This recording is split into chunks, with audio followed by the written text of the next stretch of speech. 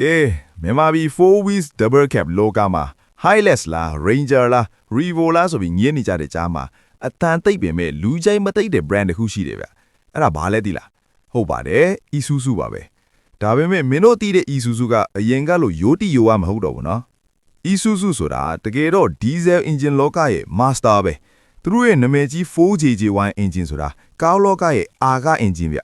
3.0 liter engine ကဆွဲအားလက်ကောင်းစီးလက်စသက်တာတယ်မြန်မာဖီကနေဝဲသွားတဲ့ခရီးတင်ကားတွေကုန်တင်ကားတွေမှာ Isuzu engine တွေဘလောက်တောင်အကျန်းခံလဲဆိုတာအားလုံးအသိပဲဒါကြောင့်လဲ D-Max ကို engine fit လို့မကြတဲ့ကားလို့တော့တင်စားကြတာ